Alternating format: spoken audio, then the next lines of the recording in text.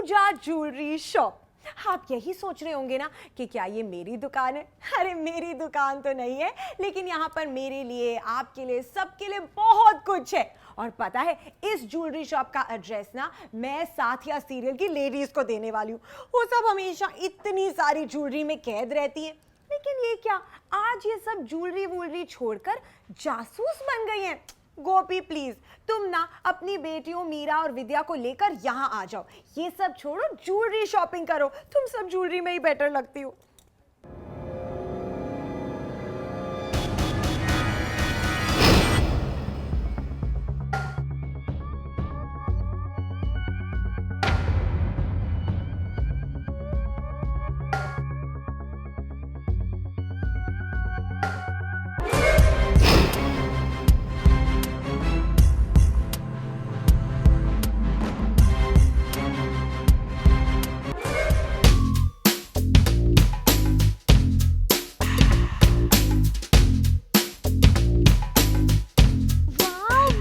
खाने को कितना जी कर रहा है। पागल, खाने में ये इमली कितनी टेस्टी लग रही है।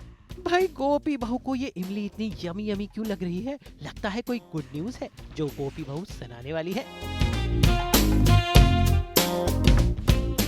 भाई ऐसा बिल्कुल भी नहीं है, लेकिन साथ निभाना साथिया में तो कभी भी कुछ भी हो सकता है। इसलिए पागल खाने में गोपी को इस तरह इमली खाते हुए देखकर सबके दिमाग में तो यही आएगा कि कोई गुड न्यूज है।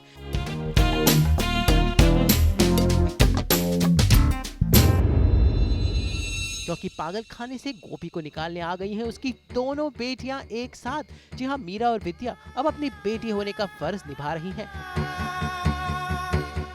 और देखिए, सारी मुश्किलें लांघकर, खिड़की तोड़कर पहुंच गई अपनी माँ गोपी को बचाने।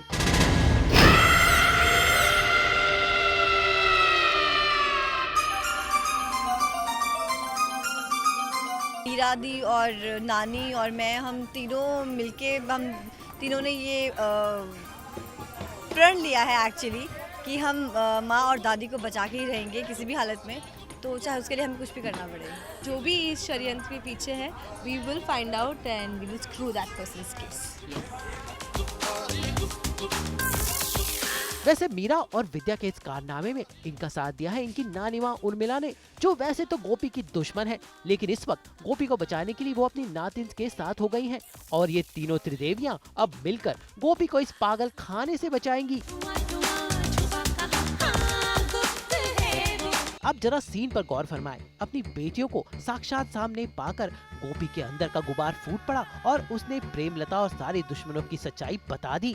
माँ, पर ये सब हो क्या रहा है? वो माजी नहीं है। क्या मतलब? मामी जी वही औरत है जो ये सब कुछ करवा रही है। सारी कहानी के पीछे वही जड़ है, वही औरत। वो हमारी माजी नहीं है, वो कोकिला मोती नहीं है। वो यह जिसने माजी का अपहरण करके हमारे घर पे माजी का मुफाटा पहन के माजी की जगह ले ली है। और ये सब कुछ मुझे प्रेमलता ने खुद बताया, खुद दिखाया है। प्रेमलता की वजह से मुझे अपने परिवार के साथ ये सब कुछ करना पड़ा। उसके दबाव की वजह से मुझे ये पागलपन का नाटक करना पड़ा।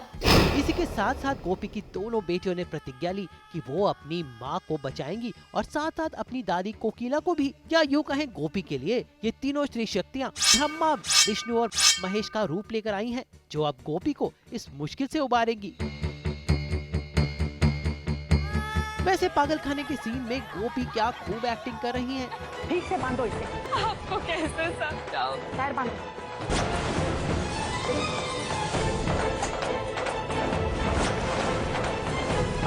करंट लगने के सीन बड़े ही संजीदगी से दे रही हैं।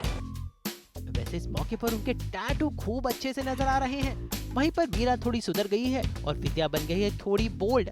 वैसे ये सब देखकर इनकी नानी माँ उर्मी को राशि की याद आ गई। का नाम लिए मुझसे रहा नहीं गया, क्योंकि अगर मैं राशि को कहूँगी कि उठ जा तो वो उठ जाएगी, बैठ जा तो बैठ जाएगी। एक ऐसा भी वक्त आया था जब उसने अपनी पीठ पे मुझे लेकर मैंने कूदा था। तो आज मैंने इन दोनों को वही कहा कि मेरी पीठ पे आप लोग चढ़ जाओ। बुढ़ापा चढ़ गया है, पता नहीं चल रहा है। नहीं, पर फिर भी अगर मैं ये बोल सकती हूँ तो मैं कर भी सकती हूँ।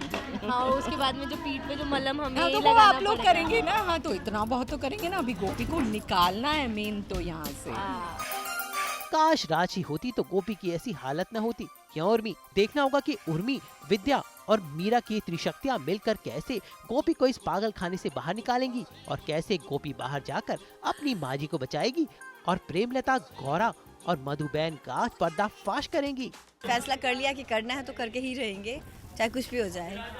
यानी साथिया में ड्रामा होगा जोरदार। आज तक ब्यूरो।